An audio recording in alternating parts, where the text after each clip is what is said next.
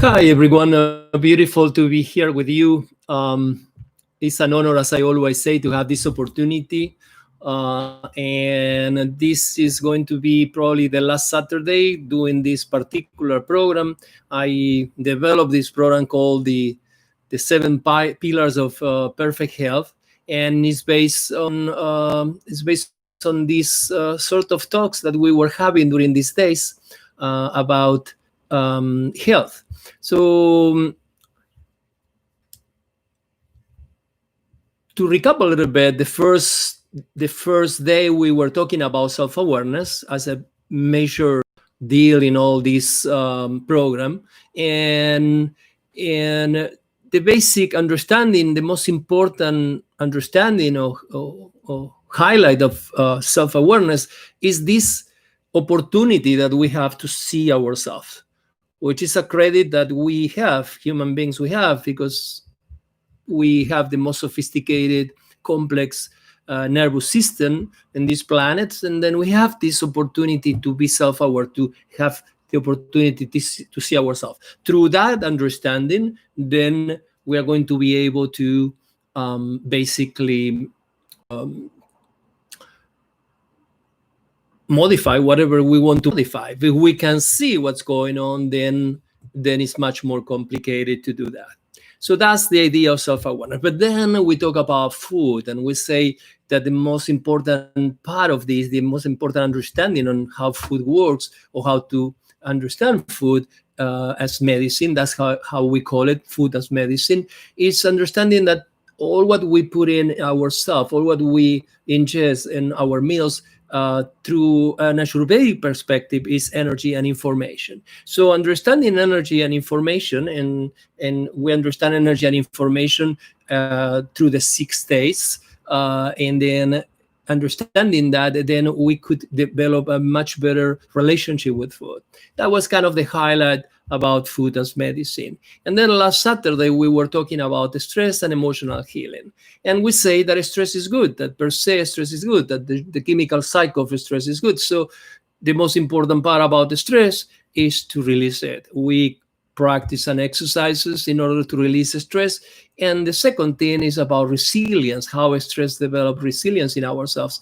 And then I bring this sort of comparison with what science says about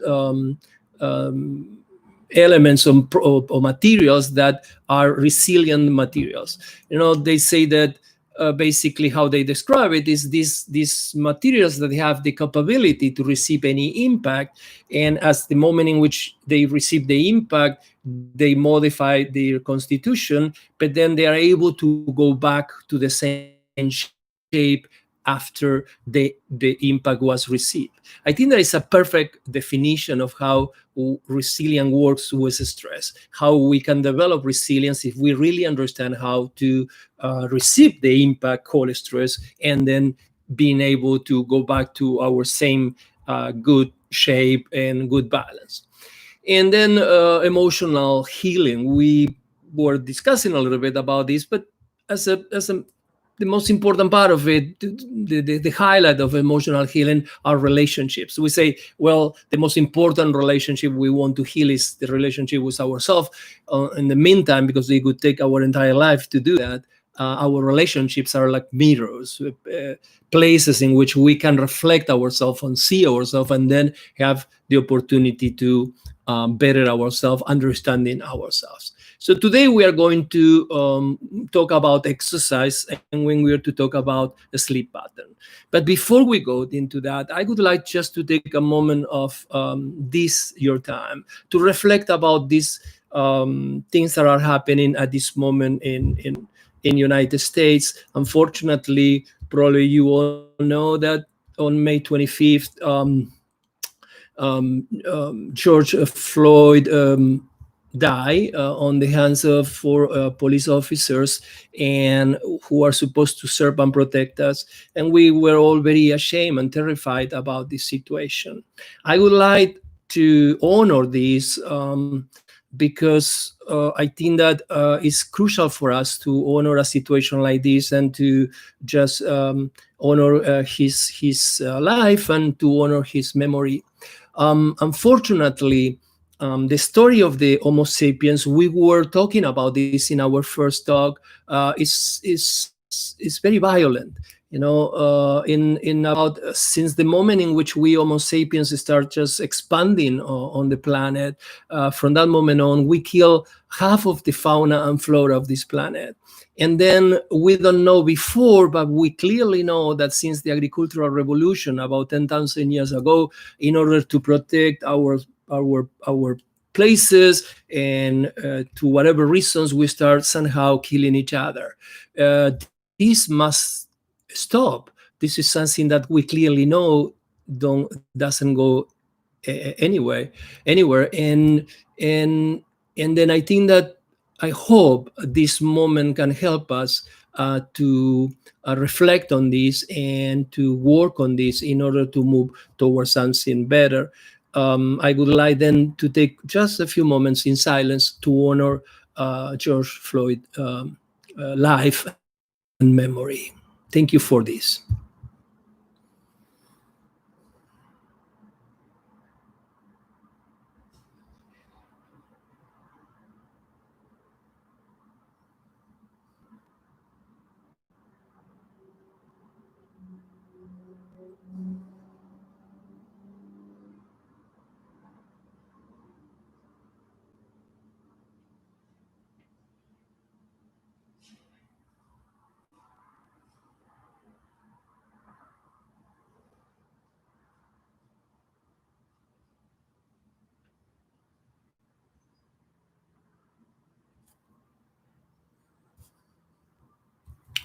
Thank you.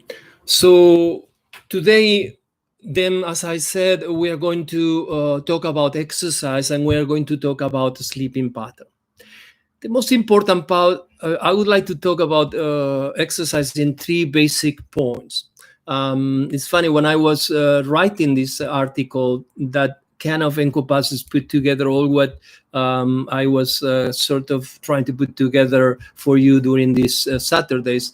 You can access to this article in my blog. If you type maya.org.com, Maya.org, meditation, yoga, ayurveda.org.com. That's my website. If you go there, you can go to my blog, and I have in writing all what I am trying to put together these Saturdays through which we were together and through IG and YouTube.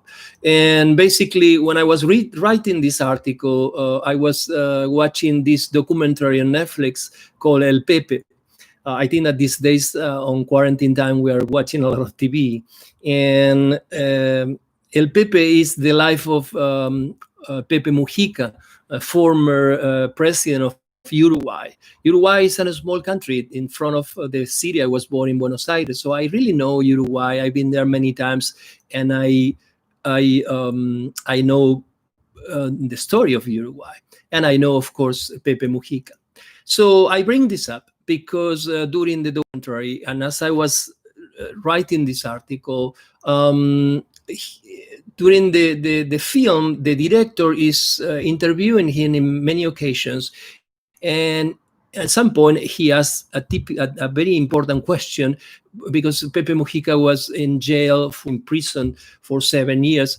I exactly don't remember if it was the total amount of years that he was in prison. I know that at least 7 years he was in prison, and then the film director asked the question. So how do you go through this? So what happened? So how were your days there? And the first thing that he said was, well, I was confined in this about 40 square feet dungeon, and for 7 years I didn't have any access to even books. And the first thing that I did every morning as soon as I wake up was to start moving from one side to the other side of the dungeon. I was moving and moving and moving and moving and moving until I got tired. So exercise is crucial. And I think that this example can really bring us a great understanding of how to move in this confinement time, because most of us feel a little bit depleted about this, and we don't really want to do so much exercise. So the first thing that I would say about exercise that is crucial to move, we need to move. in a very simple way.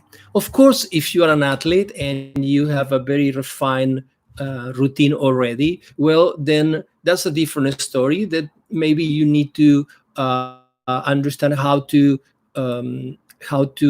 keep raising the bar on that. But basically, the first concept about exercise is that exercise is movement.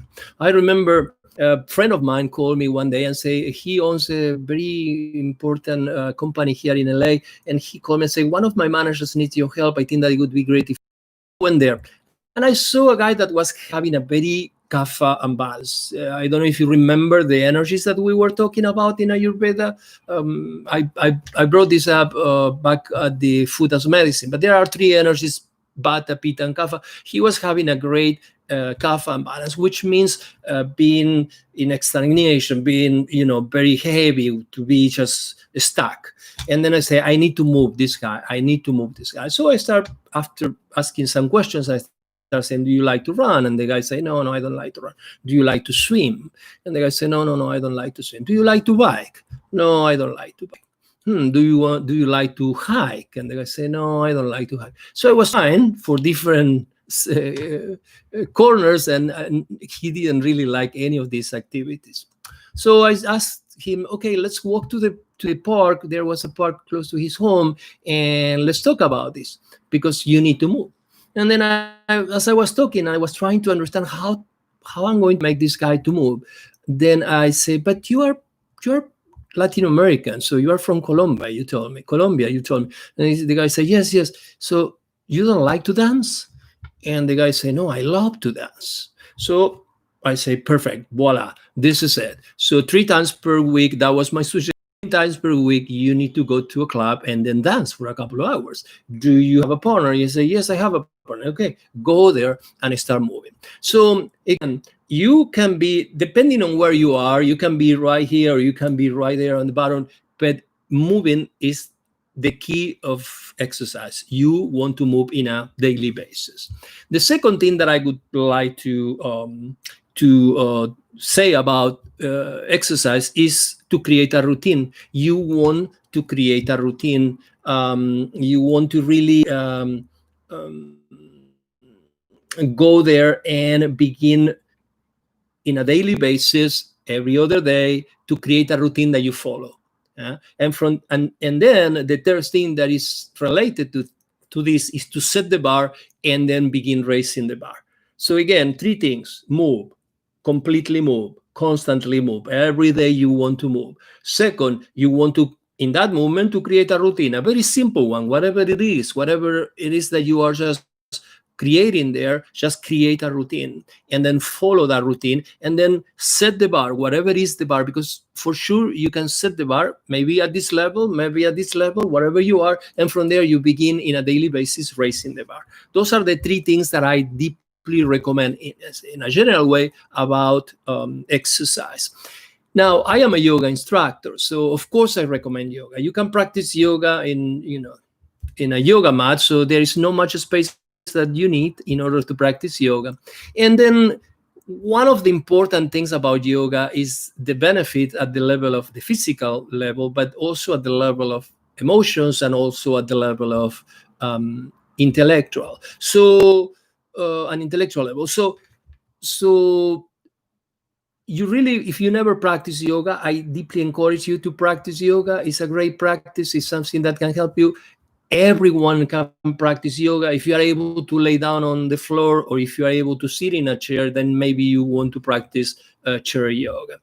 And basically, also the type of yoga that I recommend in general, which is the yoga that I teach most of the time, is what is called in a trendy way these days yin-yang yoga or yin-yang yoga. Basically, it's a practice that is working on the fascia tissue. The fascia tissue is the tissue that put together our entire body. All our muscles, our bones, our organs are supported, are putting together by this tissue that is an interconnects all these different areas of our body, and it's called fascia. Poses are whole for a long period of time. They have to be whole for more than 120 seconds or so. So the fascia tissue start awakening, and that's the feeling that we have after the class, like we really did a great workout. But yoga is not a workout; it's a working. So yoga also works in the inner areas of ourselves, like the emotional side or our intellect. So this is what I have about exercise. I think that this is something that you want to put together. To recap, you want to move, you want to create a routine, and you want to keep raising the bar. Wherever you are, you really want to raise the bar. The second thing, the second topic that we are going to just go through in these 30 minutes that we are together is basically sleeping, a sleeping pattern. That's how I like to call it. To begin with, I would say that at this moment, probably most of us are having problems with sleeping. So there is a difference in between the problems that you may have now, that you maybe never were having so much trouble sleeping, but at this moment you are just facing that, and a difference of the people that kind of always are having problems with sleeping. So I would like to differentiate that in there, because obviously at this moment, if you are just facing sleeping problems, it's because what we are going through, which is pretty intense. This quarantine is shaking ourselves, is shaking our root. So be patient, and I would like to say a few things about sleeping that can help you. You can always contact me, and I will try to help you in the best of my ability. You can always do a consultation, an Ayurvedic consultation. It is usually very helpful if I can understand how your doshas are at this moment, how the level of your doshas are at this moment within yourself. Then through that, I can give you some suggestions about sleeping or about anything else that you may want to go through and explore.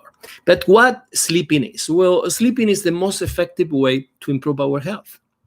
This is what sleeping is. So when we go to sleep, what we are doing basically is to improve our health. Say that we sleep about 8 hours per day, just to say something. I know that some of us, we don't sleep 8 hours per day. I know that some of us, we are not able to even put together 2-3 hours, and then we wake up and then we try to sleep again, and then we start, rolling on the bed from one side to the other side. I know all of that because I have a lot of students that are connecting with me and asking me these questions about the sleeping, how sleeping is. But sleeping is the most efficient way to improve our health. So it's crucial. If we are not having a good sleeping, then we are going to be in trouble. So we need to really work on this. When we sleep, for example, we eliminate toxins, we renew and repair our body, we increase immunity, we increase memory, we solidify what we learn, we help, sleeping help to think clearly. We say it, let me sleep on it. So we know all these things, and we somehow perceive all these things in our body. For me, it's incredible how I do a very physical life, as I teach many yoga classes per week, and then sometimes I'm just having different type of physical sensations in my body, and it's very clear for me how every night my body goes in, renew and repair all this. Sometimes my knee is a little bit sore, or sometimes I'm holding tensions in my shoulder or whatever it is, and my body goes in there, and during the night it recovers. So it's an incredible way to improve our health. It needs to be supported. The first thing that I would like to say about sleeping, the first suggestion about sleeping, more than suggestion, is like the understanding of sleeping, is that sleeping is a result. Sleeping is a result. What I mean by that, if you become more aware if you become more self-aware, if you really expand your consciousness, if you really eat well, understanding the energy and information that you are putting in your mouth, if you manage your stress in a daily basis and you release your stress in a daily basis, if you work on your emotional healing, and if you exercise in a daily basis, I am completely sure that you are going to sleep better. Period. So sleeping is a result. And we need to work on that. We need to work on all the other areas of our health in order for having a better sleeping. This is a very important part of the story. Second, sleeping can be readjusted. Um, the way that we readjusted is the way that we readjusted when, when we have, when as we did readjusted with newborn babies, because they don't know exactly how the circadian rhythm is, what the family rhythm is. So we do this with newborn babies, and it's very simple. The first thing that you do is to wake up at the moment in which you, just to get out of bed at the moment in which you wake up, which usually happens about 2 o'clock in the morning. By that, I don't want to be so strict about the time, because obviously hours, time is something that we put together, we agree on, and maybe it's not about 2, it's 1 o'clock, or maybe it's 3 o'clock, or around that time. Why we all awake at that time and we start just rolling in bed for a couple of hours, 2-3 hours, and then we maybe fall asleep again? Well, basically because energy changes at that time. This is something that Ayurveda understands very well since 5,000 years ago, and talks about it because Ayurveda is all the time trying us to connect with the circadian rhythm, the 24 hours rhythm of energy within planet. And energy moves in different ways. Hypometabolic period in between 6 a.m. to 10 a.m. and 6 p.m. to 10 p.m. Hypermetabolic period in between 10 a.m. and 2 p.m. or 10 p.m. and 2 a.m. and movement period in between 2 a.m. and 6 a.m. or 2 p.m. and 6 p.m. I am doing the cycle twice, right? That's what I am repeating this. But in 24 hours, the cycle goes twice. First hypometabolic, then hypermetabolic, then movement. And then once again, hypometabolic during the evening, hypermetabolic during the night, and then at the beginning of the day, movement again. So why I bring this up? Because in the first part of the sleeping, let's say that we went to sleep 10 p.m., the first hours, we basically metabolize our physical experience. And in the second 4 hours, we basically metabolize more the intellectual experiences. It's not exactly like this, but somehow during the first 4 hours, we move more into the metabolizing the physical aspect of our life. And in the second part of the sleeping, we go into metabolizing the intellectual side of our experience as humans. There are different states of consciousness. This is what sleeping is. At this moment, you are in a awake state of consciousness. Listen to this conversation, and then at some point at 10 p.m. or whatever is the time that you go to sleep, you fall asleep, and then you are going to move into deep sleep. And suddenly, after 45 minutes, usually the REM, rapid eye movement, happens every 45 minutes, you start dreaming. This is how these things go. Just to let you know, there are 7 different states of consciousness, and most of us wish to sleep in these 3 states of consciousness. Sleeping is an unconscious process. So connecting with this part of your life is very important, and that's what I bring this up, because at that moment, 2 o'clock is when energy changes. And then suddenly you were in hypermetabolic energy. The entire planet is in, or the entire area is in hypermetabolic energy, and then suddenly that moves into movement energy, and then that's why we wake up, and then it's difficult for us to go back to sleep. So what I recommend then to readjust our sleeping is very simple. Wake up and leave the bed as soon as you just wake up and you feel, okay, that's it. This is all what I can sleep today. And then it doesn't matter. It could be 3 o'clock in the morning. And then you begin doing some sort of pending work. Don't go back to bed and read on bed, because then you're going to fall asleep probably again. And this is not what we want. What we want is to readjust your sleeping pattern. And then from that moment on, you start your day. Let's say that 5 o'clock, you just do some exercise, and then you take a shower, and then you begin your day. No naps allowed that day. Sincerely, no naps allowed. And if you can avoid caffeine, perfect.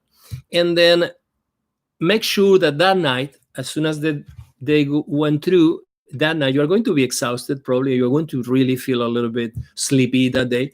Then make sure that at night you minimize the amount of food that you eat at dinner, the less food that you can eat at dinner, and then go back to sleep. Lights off about 10:30 p.m. once again, and then you keep repeating the same cycle. Whatever is the time that you wake up, then you just leave bed and then you begin your day. You will see that in about a week working on these areas, you probably are going to have a much more longer period of sleeping, and slowly you are going to readjust your sleeping pattern.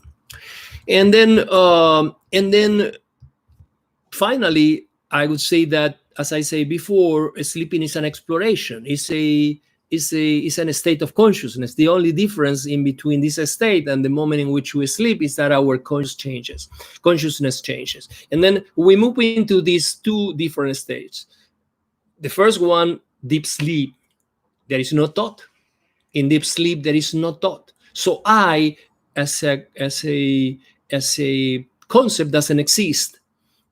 Because this is something that I build. I is this something that I build. When there is no thought, then I doesn't exist. But then we move into dreaming, and then we make the split, and then we begin this process in which we say, oh yeah, this is me, and this is what is surrounding me. So it's a very interesting process, and it's an interesting process that you can explore. There are a couple of exercises that I recommend to practice. I don't have the time to practice them now, but I call them one recapitulation. You can access to my audios and probably search for this exercise. And then another exercise that I usually recommend in order to prepare yourself at the moment in which you are sleeping is the body scan. This is something that you can find in my audios as body awareness meditation.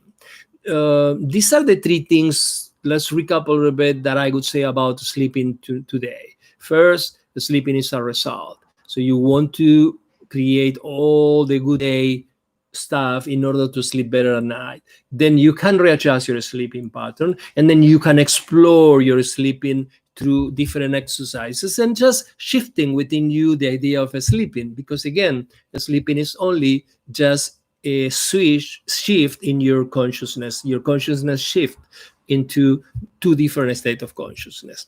Finally, I would say that our brain vibrates as we go through the day, through this different state of consciousness. And usually when we are in a very focused state, our brain vibrates is measured in which is called gamma wave. Gamma wave is when we are very focused. For example, driving a car in a very winding road. So when we are driving a car in a winding road, then we gotta be very focused. Then your brain vibrates in which is called gamma waves. Then probably your brain is vibrating at this level now. It's called beta.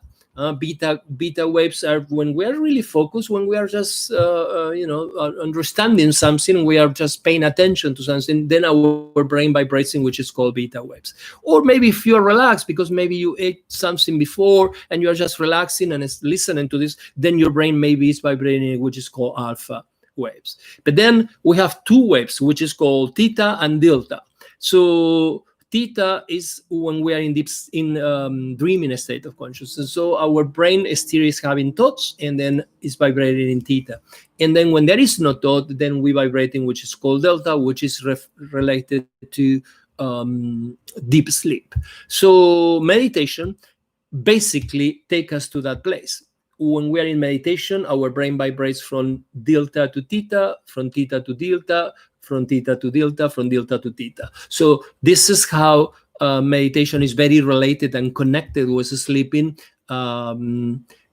Meditation brings all the same benefits that sleeping, but no one is a substitute of the other, of course. So this is all what I have for you today. If you have any questions regarding sleeping, if you want to ask me any questions or connect with me, or to exercise. You have online classes that I am teaching, yoga classes that I am teaching. You can connect with that, or you can do an Ayurvedic consultation with me at any moment. So thank you so much for your time. Beautiful to be with you. I probably will take a break next weekend, but I will come back to these live events hopefully soon, and we are going to be connected. I'll send you the information. I put the information out there. Thank you so much. Thank you for your time. Namaste.